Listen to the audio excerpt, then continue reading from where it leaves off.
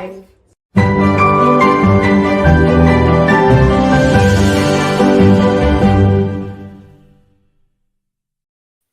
Don't you just love that intro music? I dance to it every single time. Happy Friday, everybody. Welcome to Findmypast from home. It's time for Fridays Live, that time of the week where you get to sit back, relax, while away your week's woes. It's just time for me, for you, for all of you. For Jen in the comments, please say hi to Jen. It's a place for us to relax and chat about family history and how much we love it and connect with each other and talk about our discoveries, our wins, our challenges of the week. And yeah, it's just a place for us all to come together because we are spread all over the world. As we all know, there's so many of us who join from all corners of the planet, which is so nice. And what other way would we be able to chat like this on a weekly basis? My name is Ellie. I'm Senior Community Executive for Findmypast, and I'm one of 4 Fridays Live hosts. We've also got Jen who's with us in the comments today. We've got Liam, and we've also got Rose. And we do these every week because it means we can just, as I said, connect with each other. Please say hi in the comments. Tell us where you're tuning in from today. Tell me what the weather's like with you, what you've been up to this week. What you are proud of this week, what you struggled with this week. We want to hear it all. The weather in Edinburgh this week has been interesting. So 1 minute you step outside and, you are saying to your fiance, no, I'm not taking a coat. I don't need a coat. And you step outside and it's like October and you have to go, oh, yes, you were right. I needed a coat. Gales and rain every 5 minutes, and then the next 5 minutes you get beautiful sunshine. It's been very strange, but hey ho. There's been so much going on at Findmypast Towers this week. We can't wait to share lots of that with you. I can't really say much more than that right now. Maybe just tune back next week. That's all I'm going to say. Tune back next week. We are going to do this week on Fridays Live. We are going to have a look at our new records. We are going to do Question of the Week. We are going to do a short tutorial on how to find photographs in our newspaper collection. And then we will do the postponed look at US Catholic records, because the last time I hosted, I planned to talk about US Catholic records and I ran out of time. Hey ho, never mind. Okay, right. I am going to say hi to a couple of you in the comments. Got lots of you watching already, which is lovely. We've got lots of familiar names and faces in the comments today. We've got Andrew, we've got Ellen, we've got Sally. I've just realised that I keep reapplying this lipstick and it keeps wearing off. Sorry, that should have been an internal thought more than anything. We've got Daphne, we've got Sue, we've got Matthew, so many of you. It's so great to see you all. We've got Gillian also tuning in from Edinburgh. Gillian, isn't the weather just so unpredictable in Edinburgh right now? You can confirm this. It's very bizarre. But then again, I've lived in Scotland for nearly 7 years. I should know to expect this by now, basically.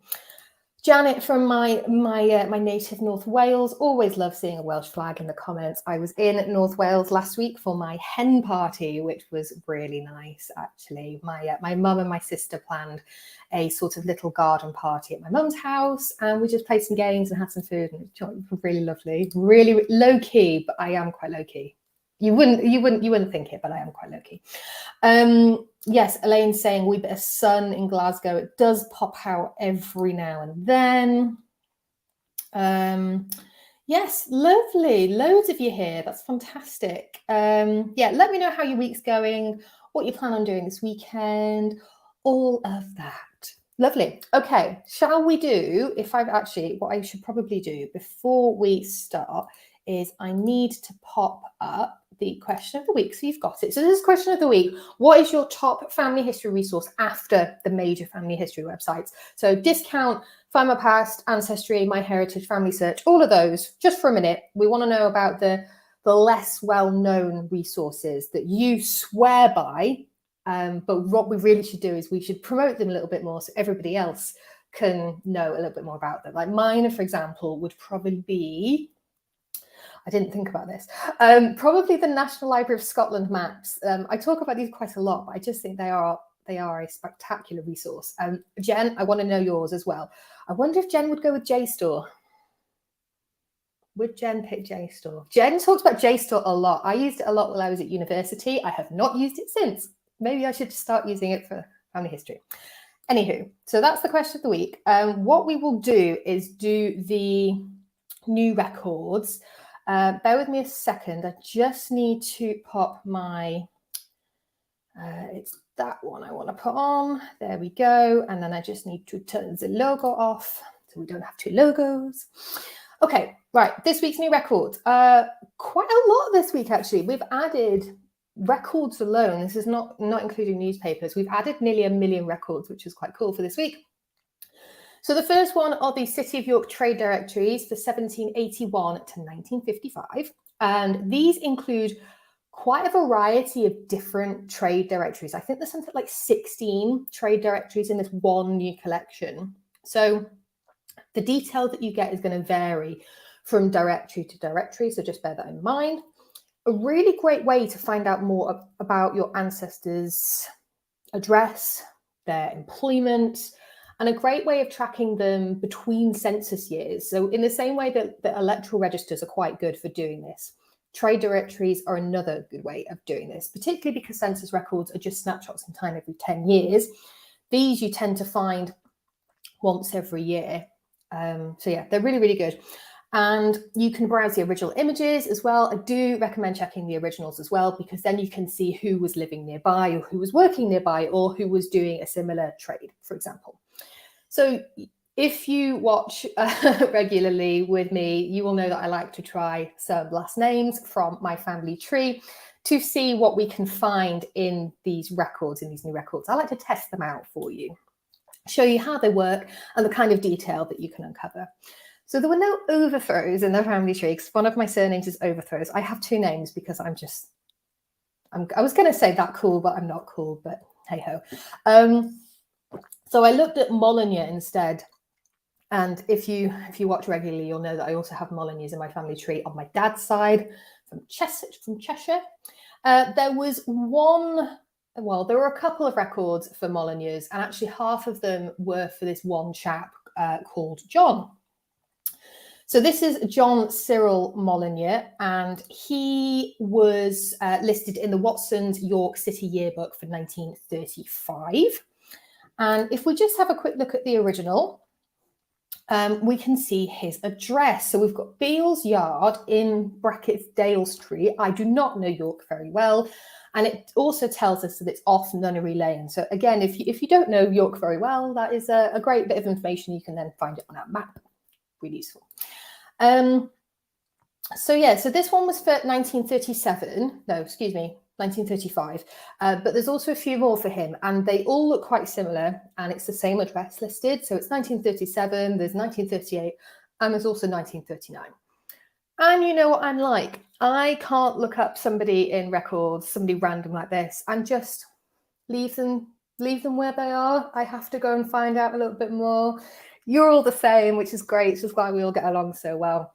So I actually found that there's a John C. Molyneux who died in York in 1956. And I think I put his, yes, there we go. So this is his death record.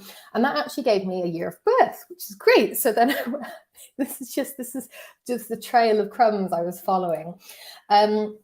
So I found a John Cyril Molyneux born in 1906. And I also found his baptism record, which is really cool.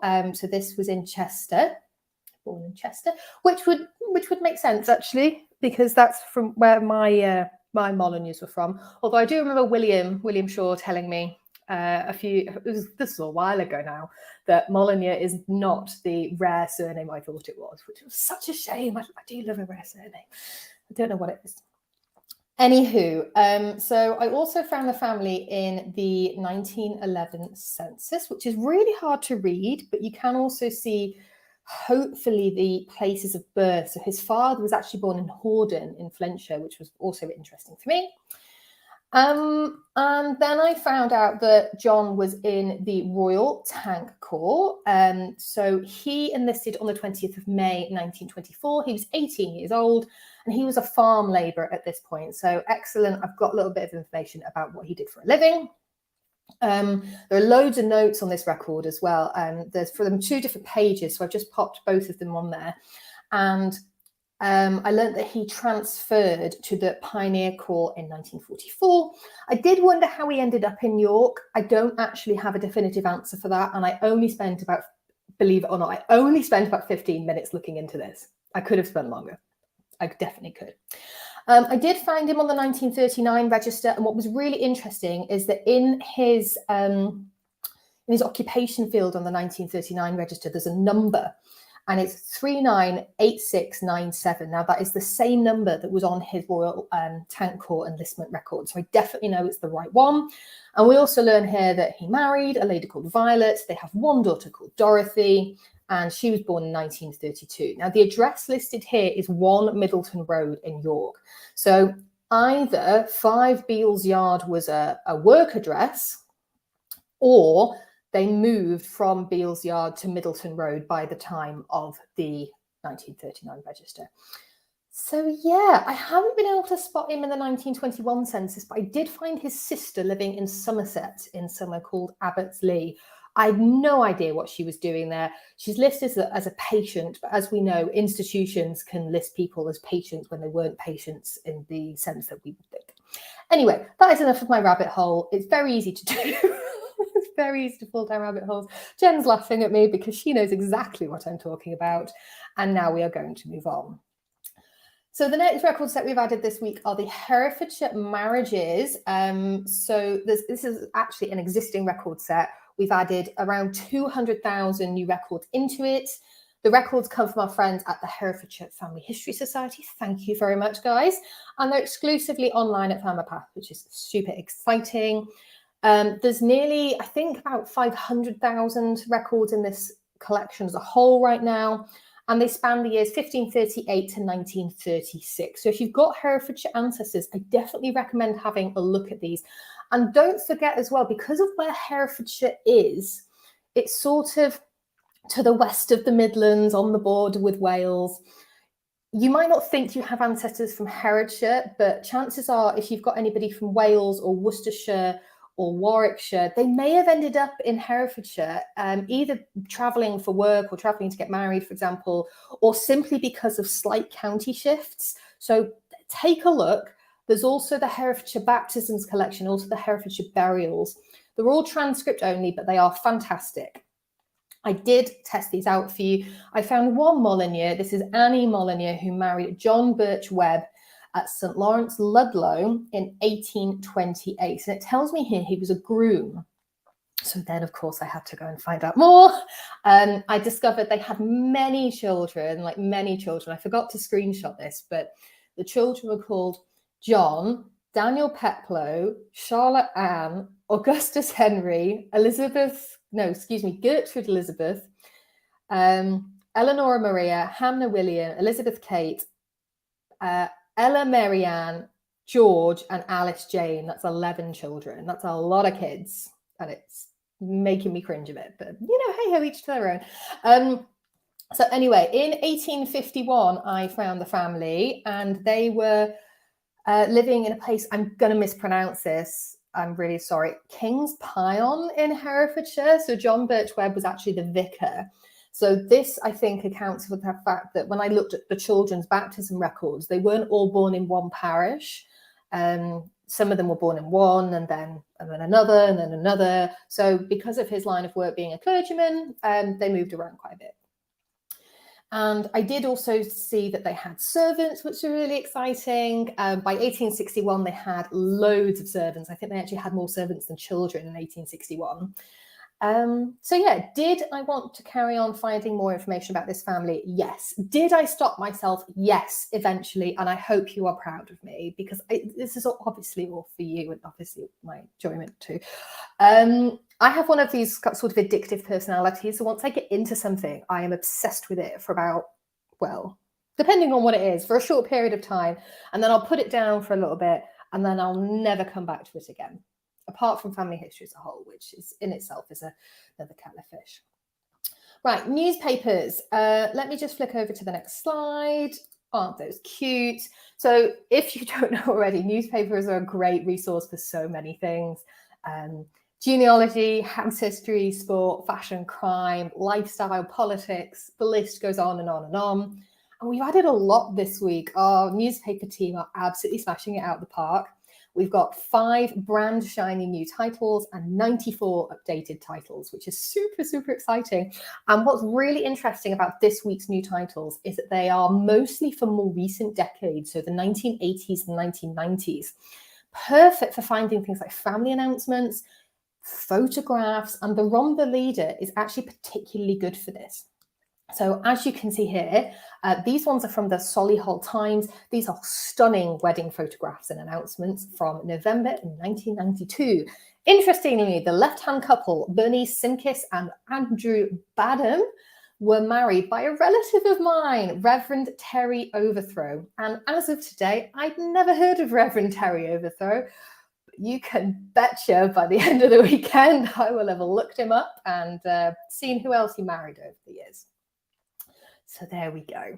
So yeah, the new titles this week are the Beverley Advertiser, the Brent Leader, the East Kilbride World, the Rom the Leader, and the Solihull Times. And as I said, these are for sort of the 1980s and the 1990s. There is a whole host of updated titles over on the blog. I'm sure Jen has already shared it. But as I said, there are 94 of them that have been updated, including, I think, the North Wales Time. No, which one is it called? It's the North Wales something.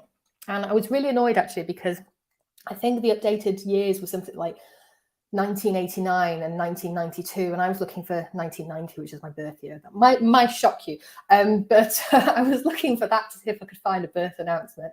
But yeah, it hasn't been added yet. Fingers crossed it will be added in the future because, as I said, our team, newspaper team, are absolutely, they're just doing such amazing work at the moment, and the speed at which they are publishing more and more newspaper articles is astounding. So this is why we have such a big list every week for you at the moment. They are just, yeah, they're amazing.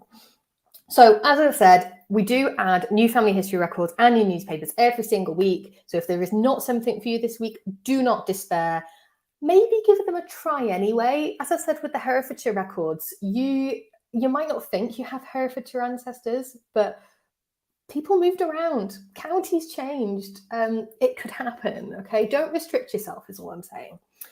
Okay, let me have a look back in the comments and then we will do question of the week, I think. You've all been gnashing away without me, which is good. The North Wales Weekly News. Thank you, Janet. That's exactly the one I was thinking of. Thank you so much. Okay, let's have a look and see what's going on here. Yes, Jen also saying, let's hear it for the newspaper crew. They're probably not listening. They're probably busy working away. But yes, you guys are fantastic. Okay. Oh, we've got the genealogy show with us today. Hello, guys. How are you doing? Yes, promoting the genealogy show summer event. Yeah, please pop a link to this in the comments and everyone can check that out as well. Okay. Yeah, Sally's saying loads of newspapers. Someone's been busy. Absolutely. Honestly. Basically, every week we have a little meeting and we talk about the records that are coming online on the Friday, and we always talk about the newspapers that are coming. And then we get this long list. Every week we're just going, wow, that's a lot of newspapers. It happens. Every week we're surprised. I don't know why we're surprised anymore, but there we go. Daphne, I don't know. I've never looked into that, actually. But as I said, apparently it's not a very rare surname, which I was gutted to learn. But there are so many different variations in the spelling as well. Okie dokie. Right, I think we'll do question of the week then. Let me just pop it on screen. And I did have a couple in advance. William, who's unfortunately at work today, but hopefully will watch back. And if he watches back, I do this every time. Hi, William. So the question of the week is, apart from the major genealogy websites, what is your top family history resource? So William says, if there were no major websites and I needed a resource, I'd get an atlas out to mark where the relatives are from and then visit the graveyards. You can go back many generations and all it takes is a chance on finding a gravestone mentioning a relative, a child of another with dates. Then there's a chance of finding another relative by seeing gravestones with people sharing the same surname. And do you know what? He's absolutely right. in a time of, before the internet, this would have been a great way to do it. And actually, I have thought about setting you all a little bit of a challenge. I need to think about it a little bit more, but the general premise would be, I'd challenge you to visit your local cemetery, anyone that's close to you, have a walk, nice day, have a wander around, pick one gravestone, note down the details, come back home, fire up Findmypast or your favorite genealogy provider and see what you can find out about the person listed on that gravestone. That's what I've got in my head. If you're interested and you think that sounds fun, just put something like, yes, I'd be interested. Or if it's not something that you're interested in, then just put, nah, not for me or something. But I'll post, if you guys are interested, I'll put something on social media about it. So yeah, gravestones, they're really cool. Kim says, my go-to resources after Findmypast are the General Register Office, Free BMD, the British Library, and the Archives for the Royal London Hospital. All of the above have been invaluable with my research. Alongside the newspapers and checking obituaries, a favourite childhood pastime, I often compile grave plots and try and connect past family. There is a theme coming here, and I've noticed graves pop up again. Honestly, I don't know what it is about a cemetery. I just think they're beautiful places, actually. And I think they get a bad rep as being depressing places and creepy as well. I think they're actually rather beautiful. I've spoken so many times about the Howth in Dundee, which is just opposite our office in Dundee. And nobody's been buried there for quite a while, I think, several decades. So there's nobody recent there, if that makes sense. And it's just really nice to go and have a wander around on a nice day. Miko and I used to do it a lot. But yeah. Okay, I'm going to scroll back up to the top and I'm going to try and pull out some of these questions of the week because, as usual, you guys are really chatty, which I love. But unfortunately, this does mean I have to very, very quickly scan the comments for your answers. Jen says so many, I was just going to type in JSTOR. I know you so well, Jen. Yeah, I know you so well. We can see each other, by the way, in case anybody's wondering. Jen and I can see each other now, but you can't see Jen. That's just why I'm sort of mimicking her body language. Andrew says, I agree with the National Library of Scotland maps. They are utterly fantastic. And what is really quite cool is you've got several different features you can play with. Maybe I'll show you another time, but what is quite cool is that you can have a modern map along next to an older map, and it allows you to sort of explore how the area's changed over time. I love doing that, particularly with my hometown, actually, Rhyl. Rhyl isn't a new town no, it's not an old town in Wales, actually. There are so many old towns in Wales, including Rhuddlan, which is nearby. I think Edward I held a parliament there once. Anywho, Rhyl sort of is on the coast. I believe it sprung up around the sort of tourism of the Victorian era and wanting to go to the coast. So it's actually a Victorian town, I think. Somebody might correct me on that. But yeah, it's not old in any case. But I love exploring it. Karen says newspapers and local archives. Yeah, local archives are just fantastic, honestly. And the amount of knowledge they have is just spectacular. Sue says, for my Sussex ancestors, I go to the Sussex Family History group, birth, marriage and death transcriptions. For everyone, I use Free Reg, Free BMD, trade directories if I can get to an archive. Yes, so much. Elizabeth says, my top family history resource for Cornwall is the Cornwall OPC, and it's absolutely free. I've not heard of this one. Elizabeth, can you tell me what OPC stands for? Or do I have to Google it later? I can Google it later, it's fine. I'm sure everybody else already knows what it is anyway. Okay, Jane says online parish records. Yes, I love parish records. They're so good. Gillian says, I use Scotland's People website and the Forces War records and occasionally the National Archives. Yeah, we love our friends at the National Archives. They are fantastic. We actually went on a little bit of a field trip to the National Archives a couple of weeks ago, which was really exciting. So myself, Niall and some other colleagues, we met up with some of the staff there, and we had a tour of their 1920s exhibition, which was lovely. And we also had a little bit of a tour of the not the entire building because it's massive, but just some of the rooms of interest and things like that, which was really lovely. And I got to meet my best friend for the very first time. This is awful, me saying she's my best friend when you're all my best friends. But I got to meet Audrey Collins for the first time, which was monumental. The amount of times we've spoken over email and over things like Findmypast from home, but we never actually met in person, and then we have now, which was really lovely. I don't know if she's watching today, but hi, Audrey. Okay. Sally's saying, I also look at lots of local history pages. Yes, oh my goodness. These are such an undervalued resource, particularly if you're looking at a bit of house history, for example, or, you know, just of an afternoon and you suddenly want to research, you know, I like to research Melodin. That's where my grandparents' house used to be.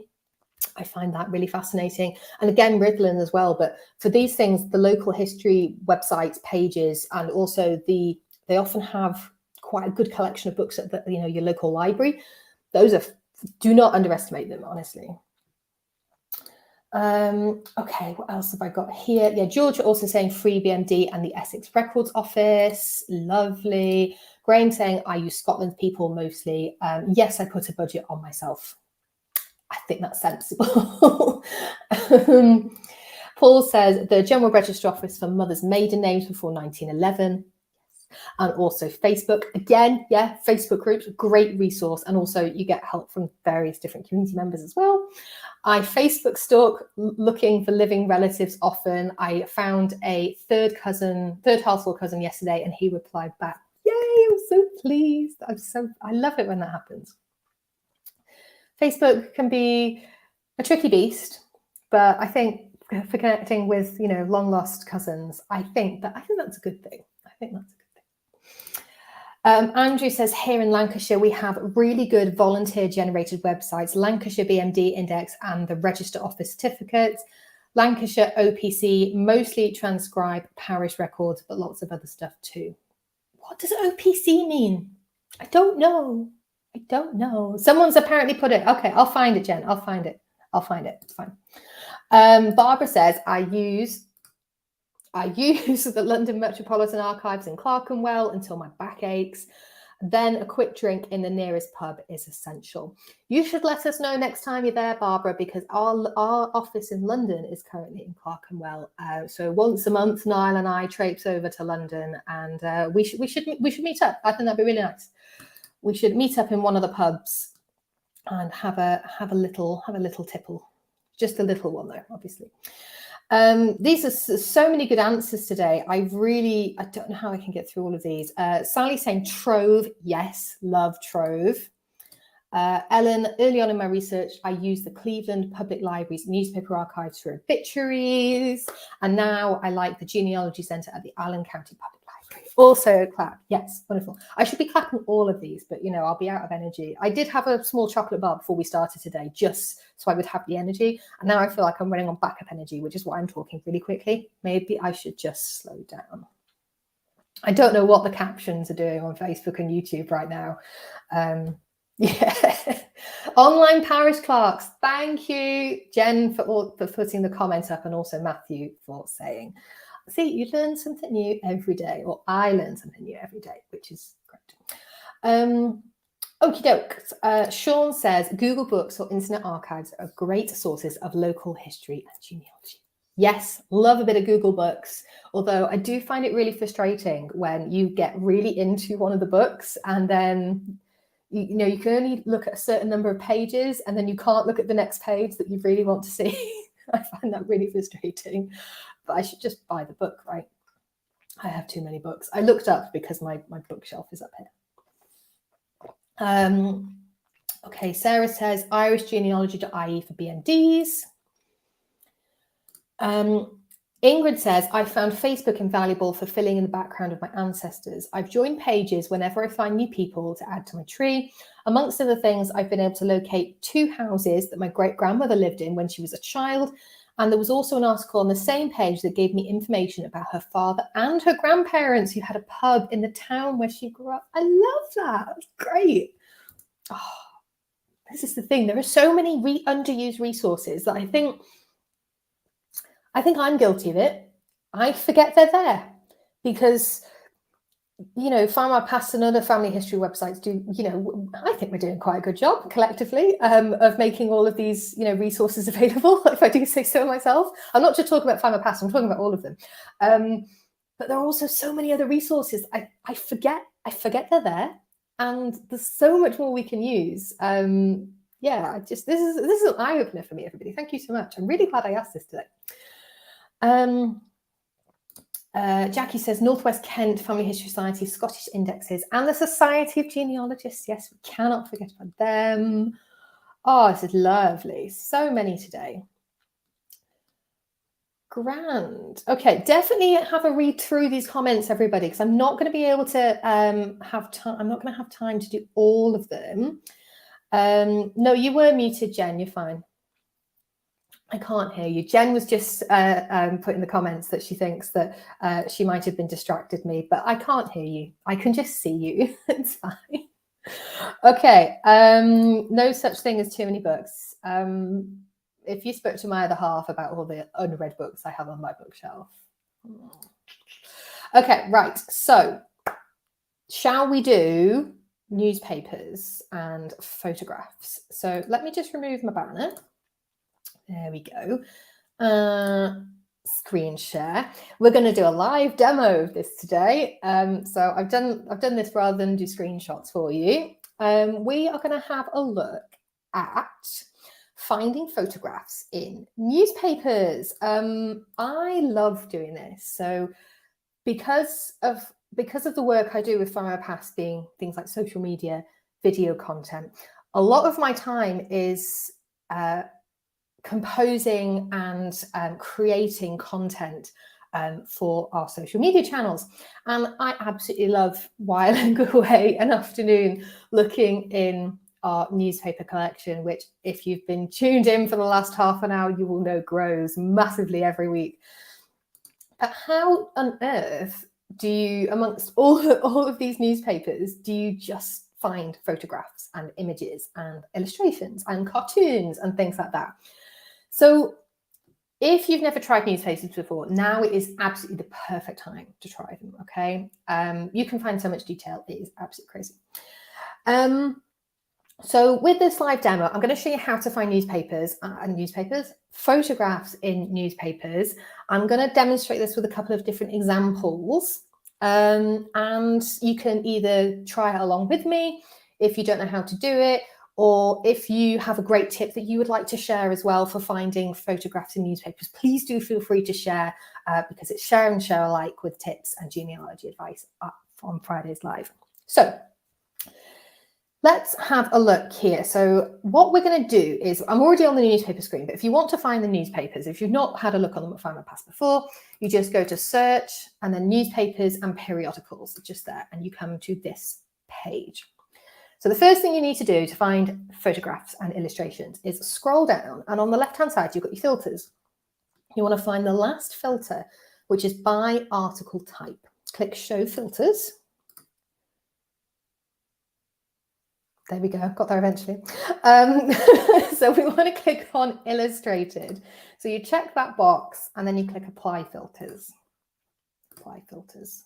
There we go. So now when we're doing our searches, we're just pulling through newspaper pages that have either an illustration or a photograph or a cartoon on them. Granted, the image, the illustration or the photograph on the page might actually be quite small, but it will have something on there somewhere, basically. So what we're going to do, because it's nearly Jubilee week, I thought it would be really fun to have a look at some photographs of the coronation back in 1953. So this is what I'm going to do. I'm going to add in coronation as the keyword, because you can search by name, first name, last name, and also keywords as well. So I've put in my keyword there, and we can already see some really cool images coming up, actually. But we want to narrow it down to 1953 because we want Queen Elizabeth II's coronation. So I'm going to go 1950 to 1999, and I'm going to keep narrowing my search down, and I've come to 1953. We also want to go with June as well. So there we go. So let's have a look. We can see that, you know, they're absolutely full to the brim with amazing pages and images here. So many to choose from. This is part of the problem. There's a coronation party in there somewhere. I'm hoping for some photographs. See, there's actually some paintings here. So, you know, if paintings were printed in the newspapers, you'll find them here as well. So this is actually saying this is the coronation of the first Elizabeth, obviously not contemporary. So yeah, those are quite cool. There's some coronation season hostesses here. Aren't those gorgeous? Beautiful. Look at this dress.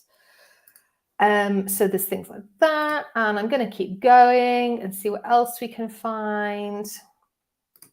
The Dean of Westminster, there he is. Good on him. Lovely pictures. Get rid of that. And I'm just going to keep going because this is how I can just spend hours doing this, by the way. I'm sure you're all the same. There's a Royal Air Force flyby here to celebrate the coronation. I'll just make that full screen and we can zoom in on some of these. Look at this. I love this. Such pageantry. Just love it. So yeah, there's all of these, and honestly, I could just carry on showing you these because I just think they're fantastic. Here's a photo of the Queen arriving at Westminster Abbey, and again, I'll turn off the search term access. Yeah, the search terms. If you want to switch those off, so what you've searched for, just click that up there, and I'll switch them off. So yeah, here we go. That's Her Majesty the Queen just there. Isn't that wonderful? And again, I just love them. Okay, so that's the first example. Now I'm going to try something else. So we're going to go back and I'm going to keep the illustrated filter on. But this time I'm just going to clear my date filters and I'm going to look at let's do the Silver Jubilee in 1977. So I'm just going to type in Jubilee as the keyword. I'm going to put in 1977. And again, I'm going to put June. But the next thing I'm going to do is that there are certain newspapers, depending on the year that you're looking at, the decade you're looking at, there are certain newspapers that are better for images than others. And some of my favorites to narrow down by newspaper are as follows. So I'm going to add in the Daily Mirror. I'm also going to add in the Illustrated London News and the Sunday Mirror. I'm going to click apply. So you can apply multiple filters with this, which is quite cool. You can look at various ones. Actually, look at some of these here. These are gorgeous. This is actually in colour. And that's a silver Jubilee portrait of the Queen wearing the Imperial State Crown, which is, look at that, isn't that lovely? I love the colour images. I'm all for colorization tools, but I think there's really something about these. I mean, look at these as well. Again, these are in colour as well. I'll just make this a bit bigger. Look at these. I just love them. Look, Prince Philip there as well. Love that outfit. And honestly, I think the candid photographs of the Queen are some of my favourites. I just think they're stunning. So yeah, I just wanted to show you some examples of the sort of things you can find. I found this one the other day. This is apparently the Loch Ness Monster reappearing for the Jubilee. I won't go into that. But so there we go. Let's go a bit further back, shall we? So I'm going to clear my keep the illustrated filter. I'm going to clear my newspapers and I'm going to clear my dates. And I'm going to type in Queen, but I'm not going to look at Elizabeth II. I'm going to look at the death of Queen Victoria. So we're going to go to 1901. And I'm just gonna, as I said, further back, you'll get illustrations more than you will photographs. You can see some here; they are quite dark. What you can do is you can always download them and have a play with the contrast and things like that. But yeah, so this is, I think I looked at this one earlier. So this is a beautiful illustration, actually, of Queen Alexandra alighting from her carriage at Paddington for Queen Victoria's funeral. Isn't that gorgeous? And you can see she's wearing a veil as well, a black veil.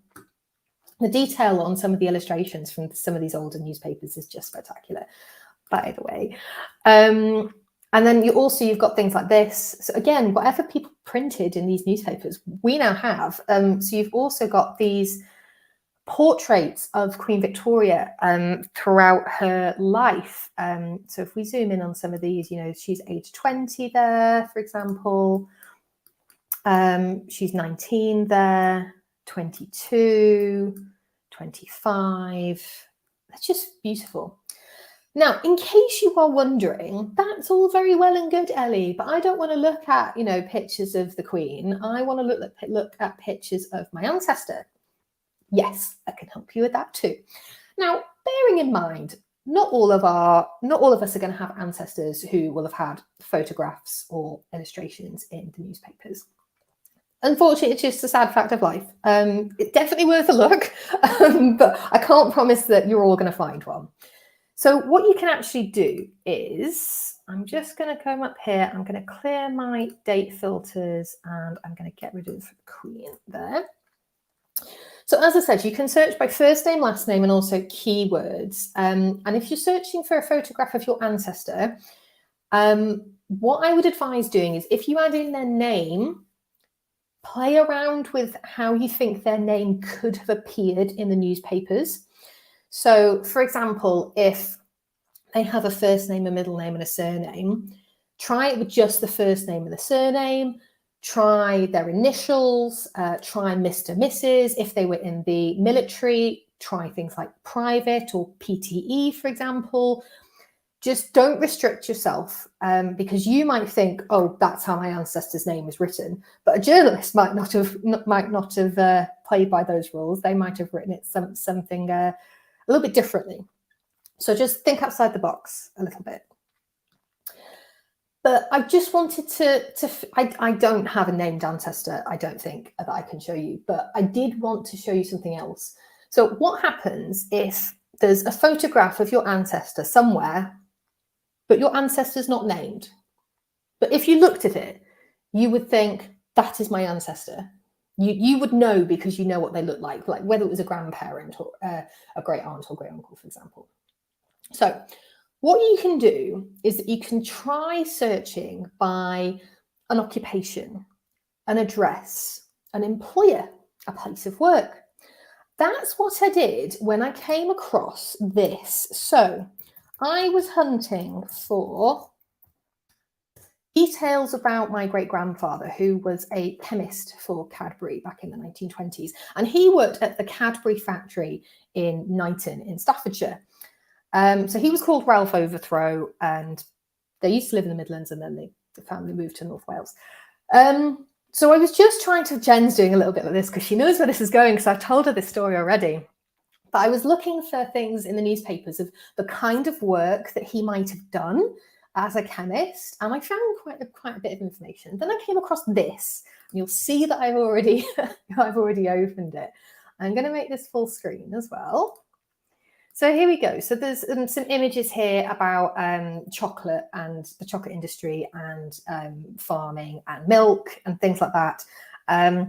There's actually a picture down here of, oh, zoomed in too much. My mouse doesn't like me.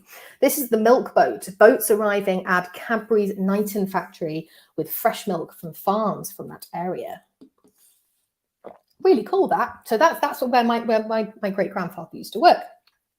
But then, this was such a moment for me.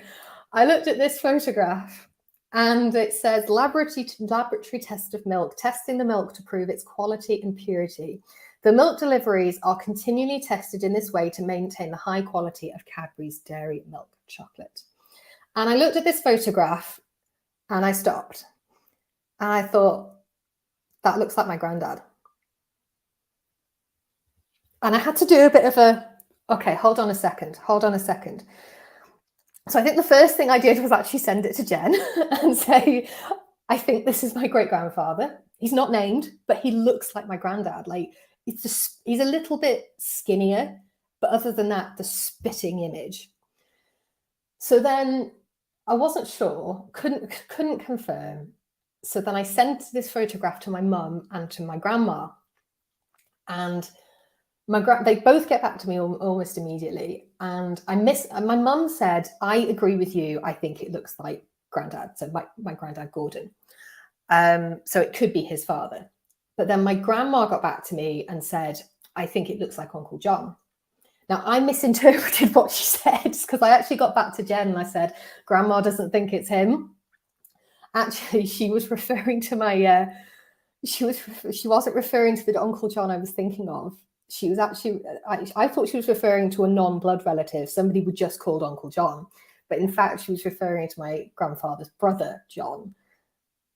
So both my mum and my grandmother agree that this is a photograph of my great-grandfather, Ralph Overthrow, that none of us had ever seen before. And he's not named or anything. But by searching for his place of work and the company he worked for, I came across this. And if I hadn't done that, if Jen hadn't prompted me to find out more information about his time at Cadbury, I never would have come across this. So thank you so much, Jen. Yeah, I love this photograph. So there we go. That's that for you. So hopefully I've inspired you.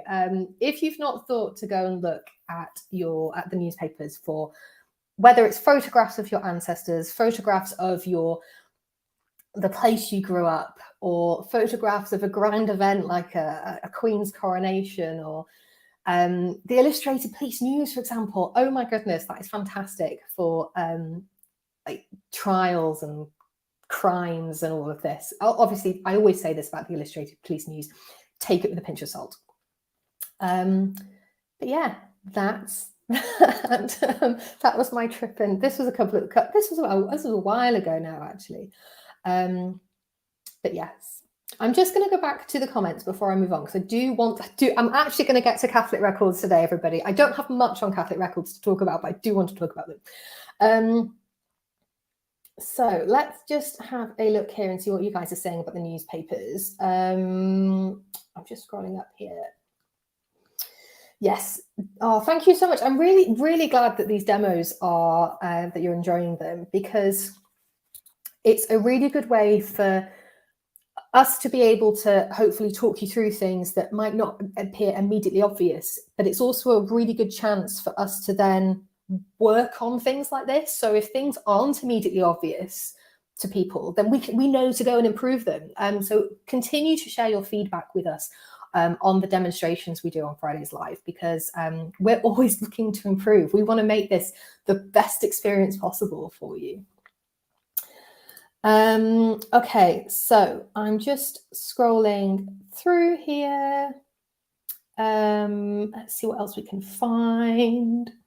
Elizabeth says, thanks for the tip about photos in the newspapers. I've just found a photo of the wedding of my maternal aunt to her husband. Yay! That's what I like to hear. Live discoveries. Love it. Absolutely love it. Okay.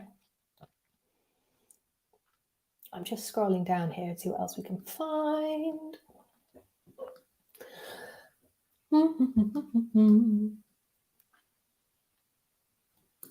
Kim says, like my granddad Walter Albert was Bert. No photo in the newspaper yet, but plenty of boxing reports about him. Oh, that's fantastic. This is the thing, like I talk about photographs a lot because I think they're really, really special, but it's just as special to find a mention of your ancestor in the newspapers in an article. That's just as exciting. So yeah, definitely take a look. Okay. All I can think of is chocolate now. What have you done? Yeah, this is the thing. Every time I talk about my great-grandfather, I have to mention, it's like name dropping. I have to mention the fact that he worked for Cadbury, because I just think that's pretty cool. Like, I love Cadbury chocolate. Anya says we need a trip to Cadbury World. Oh my goodness, Findmypast trip to Cadbury World. We'll get Jen over for it and everything. Actually, I have never been. I think that's awful. I've never been. What I'd really like to do is contact Cadbury and see if they happen to have any employment records for my great grandfather. I'd really, really love to find out more. I'm noticing like a couple of comments about you guys struggling in like searching the newspapers. Definitely tell us exactly what you're struggling with, because again, we want to improve them. Yeah, we want to make this easy for you. As I said, we want to make it really fun. Okay, Victoria says, thanks for this tip, Ellie. I'm going to look at my great-grandfather who was in the Household Cavalry and the Mounted Police. We have this rosette, so maybe a photo was taken whilst awards were given. Yeah, exactly. Fantastic. Let me know if you find something. Yeah, Anya saying, I'd love more advanced searches. Good shout. Okay, yeah, I'll make a note of all of these and I will pass them on to our product team. Okay, right. We are going to have a very, very quick look at US Catholic records. Because as I said, a couple of weeks ago when I last hosted, I wanted to do an In Case You Missed It on US Catholic records. But we ran out of time, and rather than me keep you back over the hour, because I think an hour is enough, we sort of decided collectively that I would save them for another time. So we're going to talk about US Catholic records because we recently added the 1950 US Census on Findmypast, which is super exciting. And I thought it would be a good idea to revisit what we call the Catholic Heritage Archive, specifically for the US. So we've got the records from the following dioceses. We've got Baltimore, Chicago, Cincinnati, New York, Philadelphia, and Toledo. And most of these are exclusive to us, which is amazing. Jen and the rest of the team do such a great job getting these records. Thank you, Jen. And also Brian as well, who's probably not listening, but thank you, Brian. They're all super searchable. They've got loads of great search fields. And in particular, Baltimore, Chicago, Philadelphia, Cincinnati, and Toledo have browsable versions, which again is really, really useful.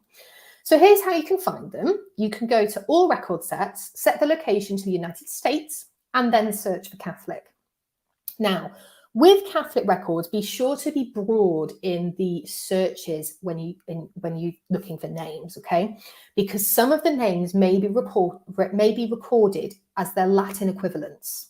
Now, what I mean by that is that if your ancestor was called, I'm trying to think of an example now, James. If your ancestor was called James, he might be down as James, but he might be down as Jacobus. So just, you can use wildcards, for example. So you can search for JA wildcard. I think there's also, is William Gilamus or something like that in Latin? I think so. Anyway, just bear that in mind. Use your name variants as well. Don't be too restrictive in your search. Some of them are recorded in English, some of them are recorded in Latin, and some of them are a bit of a mismatch because, otherwise family history would be boring, apparently. That's what I tell myself anyway. It keeps it interesting. So let's have a test out, shall we? As I said, this was just the search page for the Catholic marriages. You can see lots of fields for you to explore there. And we're going to try using a surname from my family tree. We're going to use the surname Cambridge, which appears on my mother's side. My mother's side, Cambridge. So there was one result. This is for Juliet Cambridge, who married a chap called James in the St. Anthony parish of Padua. No, St. Anthony of Padua parish, in Manhattan in 1882. So what else can we find? Let's have a look at the transcript. So the transcript tells us the exact marriage date of 9th of November, 1882. It tells us the groom's surname was Comfort. What do I always say? In fact, what do we all always say? Check the original image. I don't know if that whisper actually works, so I'm going to say it out loud. Check the original image every single time. If there's one there, check it, please. Do yourself a favour. I think I'm preaching to the choir here, but preaching to the converted, preaching to the choir, preaching to the converted. We'll just go with that. Let's check the original for some more magic. So here she is. This is her marriage record. Beautiful handwriting.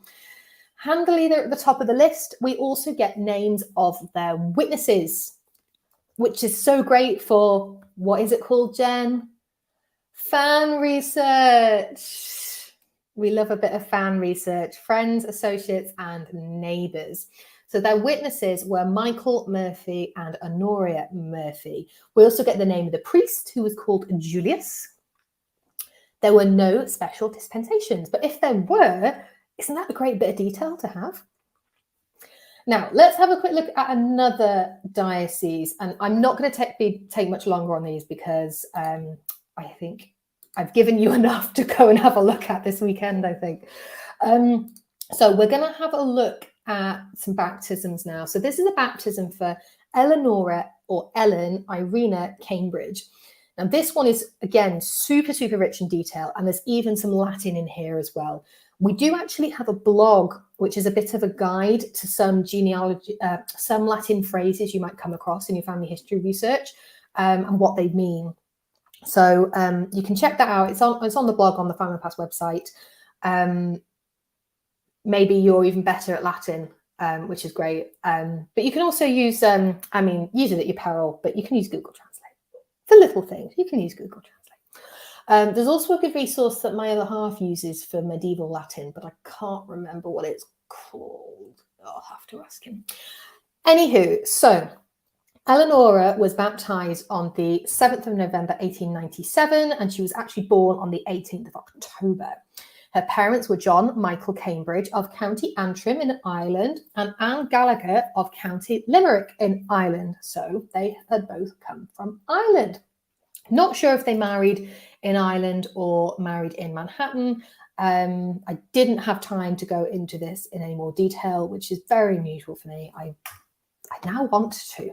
Obviously, I prepped this like a month ago, all of this research. But no, yes, as Jen just said, hello, migration records hidden in baptisms. Yes, we love to see it. That's what we could also do. We could go and have a look at the migration record for this couple. We also get their address, which is 47 Carrollport. We get her godparents, Patrick and Joanne Hickey. Again, great for fan research. This is another surname to play with here. And we know that this took place why did I say Manhattan? This is Sacred Heart in Chicago. Excuse me, we're in Chicago. So there we go. There is a lot of rich detail to be uncovered in Catholic records. I really, really recommend giving them a try. We've also got Catholic records for England, Scotland, particularly Southwark and Liverpool. Those are really, really good. Really, really rich. Even if you think your ancestor wasn't Catholic, take a look anyway. The amount of times I've been doing bits and bobs of research for various different things for Findmypast, not for my own family in the past couple of weeks, and I didn't think they were Catholic, and they've popped up in the Catholic records. It's worth a look. So yeah, that is it for this week, folks. I've got 2 minutes to do my wrap up. It's been lovely to catch up with you all again. Thank you for staying tuned with my late Friday afternoon ramblings when I need more sugar and I'm losing my voice a little bit. So thank you for bearing with. Now, next week. So first of all, next week in the UK is a bank holiday, next Friday. So people like myself, Jessie, Rose, Liam, none of us are working, but Jen's working. So what we want to know is, would you like a bit of a break for Friday's Live next week? Would you like to be able to enjoy your long weekend? Or if you are celebrating the Jubilee, for example, would you like to be able to attend your Jubilee street party without thinking, oh, I must make it back for Friday's Live at 4 o'clock? Or would you prefer we carry on as normal and Jen hosts and Niall would be supporting because Niall would be working? So let us know what you fancy. Would you like Friday's Live to happen next week, or would you like a bit of a break? Answers in the comments. I'm getting some no's there. I don't know what no means. Slightly going a break. No. Okay, Jen, I think the overall consensus is they would like Friday's Live next week, please. I'll probably tune in anyway, even though I'm off. I never get bank holidays off in Scotland, and I have one up next week. It's very, very strange. We usually just get them rolled into our allowance. Anywho, so that's happening next week. Also, Wednesday, 1st of June, 4 o'clock UK time, here, Facebook, YouTube, very special Findmypast from home session with me and some of you. I'm so excited. I think this is going to be the first time we've done this. We've had a couple community members on. I'm not going to spoil who's going to be on it just now, but there's going to be a couple of you guys who are in the comments today who are going to be joining me on Wednesday for a very special little virtual street party to celebrate the Jubilee. Isn't that exciting? Also, if you would like to take part and you do happen to be free at 4 o'clock on Wednesday, drop me a message. Drop it to discoveries@findmypast.com, and I'll just pop that up on screen. If you are interested and you're free and you'd like to take part, I do have a couple more spots actually. So give me a shout and we will talk. How exciting. Okay, so that's all that's happening next week, and be sure to have a fantastic weekend, everybody. Thank you so much for joining us. It really is a pleasure to be able to chat to you, and take care of yourselves, I suppose. Thank you, Jen, for doing the comments, and we will catch you next time. Thank you very much. Bye-bye.